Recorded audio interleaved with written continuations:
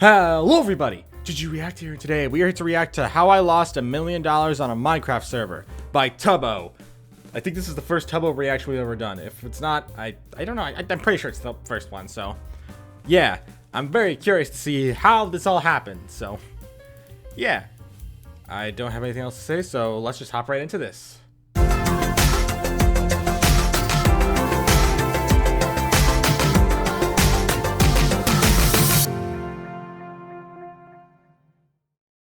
If I told you I have spent over $1 million on a Minecraft server, Yeesh. you'd probably laugh at me, or maybe think I have a few screws loose up here. But this is actually the case, and this video is devoted to the crazy story of exactly how this happened. Okay. This is Tubnet, the full story. Oh boy, Tubnet. I think I've heard that before. This is my first time doing a video in this style, so if you do enjoy it, please do leave a like and subscribe. It genuinely would mean a lot to me because this story Does that say 300 million? So much of my life. So it actually started years ago, back in 2015, when I was invited by a group of my school friends to join a private Minecraft server. At the time, I had no idea that you could even have a private Minecraft server with friends. I thought the only Minecraft servers that existed were these big Goliath networks. At the time, I think it was GotPvP, Hypixel, The Hive, these massive networks. I only recognize two of those. I thought if you wanted to play with your friends, it was you sat around their house with an Xbox controller. This was eye-opening for me. And as soon as I saw that one of my mates from school had their own server, I was infatuated by it. I was like, I need this. So I spent ages researching and I found out you have to buy them. 14-year-old me didn't have any money. So where did I go to? My parents. When I finally got my own server, I was over the moon. And it just had me and some friends on. But I noticed after a while, we would just stop playing. Like any normal SMP out there,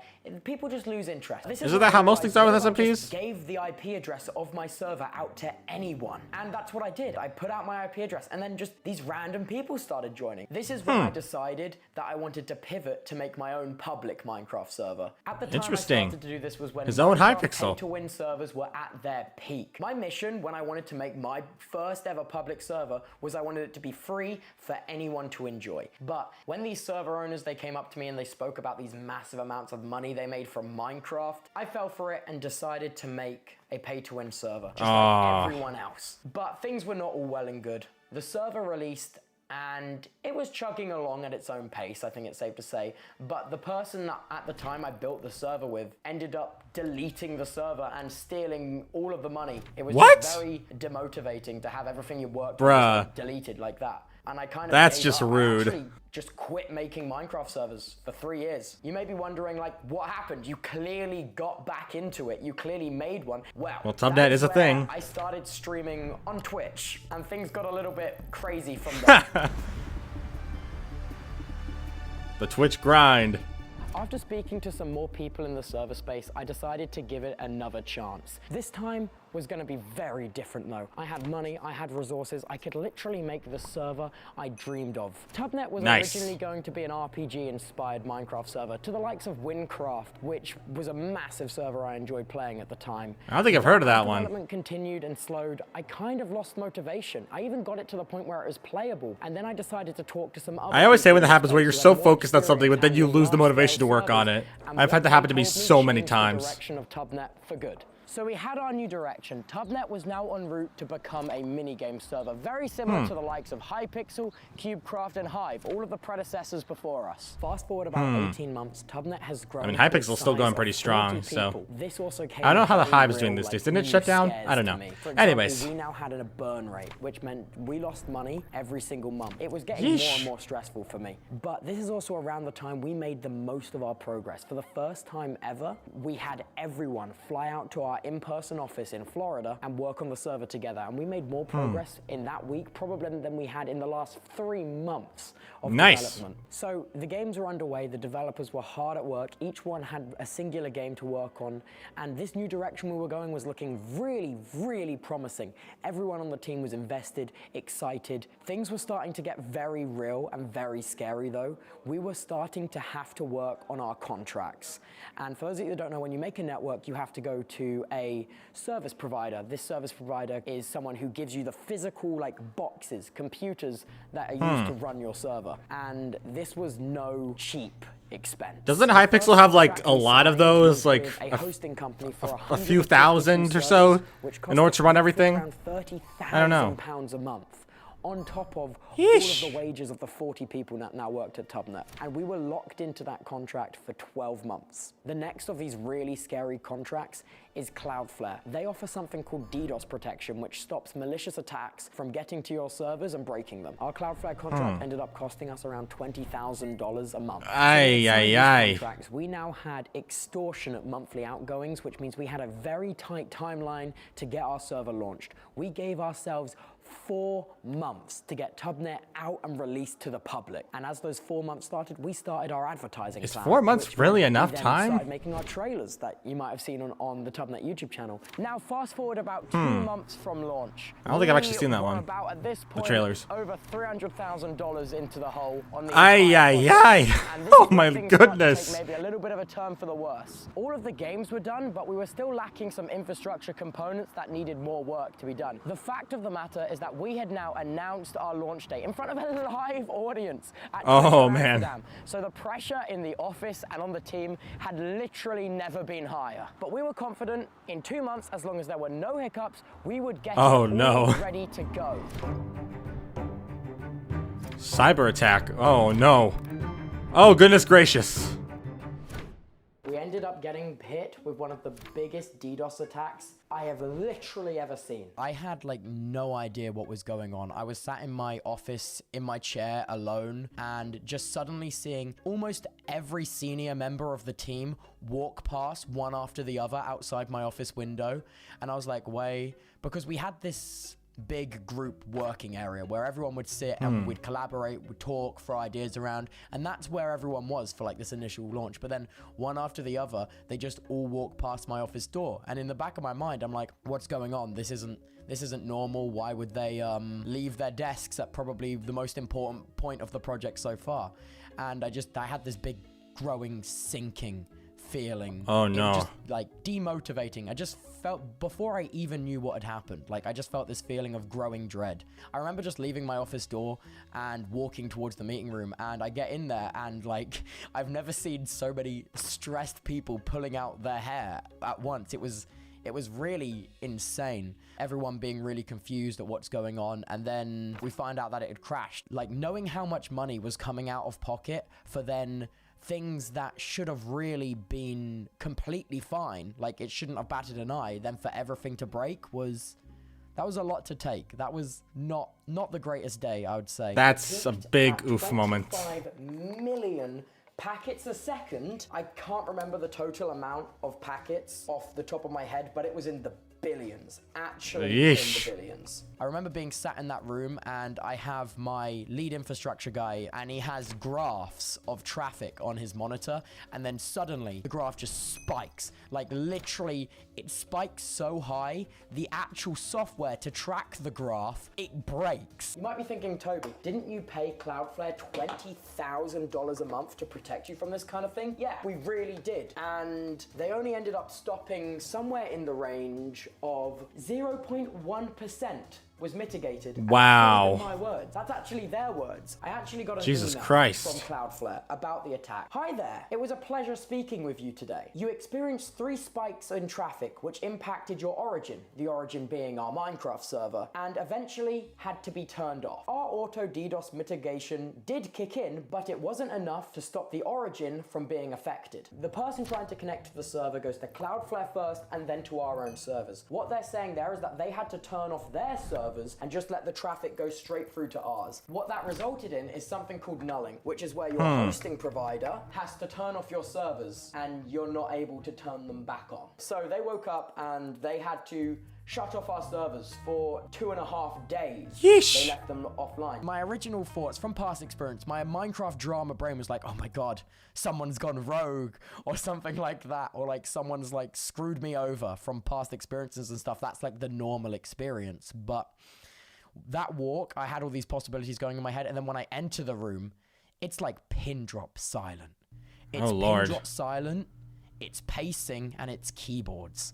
Like, The absolute silence of it. eerie. It's like unsettling almost. I remember just like standing in front of I hate like, that kind of in the middle silence, the which area, is why like, whenever this I'm is my doing anything time, and I motivational speech. don't want things to be silent, I tried always my just best. put It was- music in the it was a background so that way weak it lets me speech. Okay, it was a think really straight weak without feeling awkward about the speech. I silence. said something broadly like, this isn't the outcome we wanted, but my faith in the project hasn't been knocked. I still think the work we've done and the work you have done is amazing, and I hope we get to share it with everyone very soon. And then Tubnet launched. Chapter 4, the launch. Maybe I should have been reading the chapters this whole time, but I didn't really do that much. But yeah, anyways. We're going to be able to release Tubnet to the public and There's just people in the background being like, what are you doing, dude? So was I. The launch Tubnet event was just closing up now, and without further ado, it was time for the keynote to start, and then we were off to the races. So we had released, we're off to the races. Everything appeared to be going fine. And then... Completely fine. Nothing was gonna go wrong, right? Oh boy. Problems. You might be thinking after these massive attacks subsided, we had got it all behind us and it wasn't going to hurt the server anymore, but no. Issue after issue kept arising. Notably, we had to spend so much more time completely rebuilding our back-end infrastructure to be able to handle this kind of load that we neglected other parts of the server that needed work on. Thanks to these attacks and us having to come up with solutions and hot fixes on the fly to be able to keep the server online, we weren't able to keep working on these features. So things after things started to fall short. Notably, when we did our release, there were certain very core features that weren't working. Like we had many issues with matchmaking, which is how people actually get into the mini games. We had issues with friends lists and stuff like that, which if we had had that extra time, I'm confident we could have nailed out because they were tiny bugs. But when you're running a live operation service, you can't just afford to push changes straight away. You have to do them in batches and slowly in order not to make the thing worse. And This is really fascinating. Tested to make sure nothing's wrong. Another issue that popped up is because we missed our original opportunity for launch, we had much lower player counts than we did earlier in the year. And this is due to so many things like the summer holidays, the timing of the trailers, missing our original announced launch date. This means we had a bunch of excess servers that we were paying for that we no longer needed. And we had to figure out how to exit the contract with our hosting provider in order to scale down our machine counts. And we only just managed to do that recently. So over the last months the server's been online, we've been paying extortionate amounts for servers that we didn't end up needing. Another issue that kept coming back to bite us, Cloudflare were not letting us out of our deal with them. Luckily, after some convincing and some talking, we both mutually came to the conclusion that the deal just wasn't right for us, and we managed to move to a much better DDoS protection for Minecraft. But the issue still didn't stop there. Tubnet was still burning through our cash reserves, and we then dabbled into doing brand partnerships, which have literally been a lifesaver, keeping the server online, keeping I guess that's nice to hear. working at Tubnet. But as we managed to get a hold on these issues and keep the server stable, we actually managed to push regular updates to the games for a little while before we shifted our process to making cool content and streamed events. And thankfully, I think we're still at that place now where we've got hold of all these issues and we can still keep building on what we have. That's nice to hear. So despite all the problems, everything that happened, there was still a surprising amount of optimism in the team. I still felt that same passion, that same drive that I had in everyone else that was there. And on my last trip to the office, we sat down in a room together and we wrote out a new plan, something completely different. Something that still stays true to our vision of it being accessible and free for anyone. We strayed more away from your traditional mini games, unless they were really custom new ideas we had. We tilted our focus more towards making events and creating good content, like something someone could play That's reasonable. and enjoy, something chat and viewers could be massively invested in. So with this new path and direction set, catering more to events while still upkeeping the server, I'm really excited for the future. Nice. Reflection. How do you feel about the journey of Tubnet? I think the journey's been really, really good for me. Wait, is I he feel like interviewing I've learned himself? a lot. I've met a lot of really awesome people. The journey is something that I think I've done a lot of growing throughout. and I think it's been awesome. What was that other Tubbo looking at? I'm really excited for the future. Oh my I think goodness. there is so many cool things in the works. There's still so much to This is weird. There's still so much growing to do, and I think that's really exciting. Do you have any regret for Tubnet? No, I absolutely. It's just so weird seeing him talk to I himself think in like a that self-interview. This is something that I've always wanted to do for like my entire life, and it is a dream of mine, honestly. So I would literally never regret it. So are you happy with where it is? I'd say I'm not happy with where it is right now, but that's not because I'm upset with the project or I have any like resentment against the project. I'd just say it's still got so much further to go. And Understandable. I just find that exciting. So I'm not happy with where it is right now. I see. He'll finish the text eventually. Finn. Okay, Finn. It's just Finn.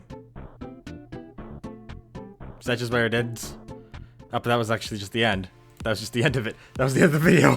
That video was really fascinating. I'm just gonna say, I think that video was just really fascinating. I was curious to see what it was gonna like follow like a him just playing video games while talking about it, or was he actually gonna go into a full-length detail explanation? And it was kind of a ladder. It was kind of the latter, and it was a really interesting and kind of fascinating story. So yeah, that was a really nice video. I enjoyed that, and yeah, that's all I really have to say. So thank you all for watching. If you're new to the JG React channel, don't forget to subscribe. I was going to do reaction fans to the channel.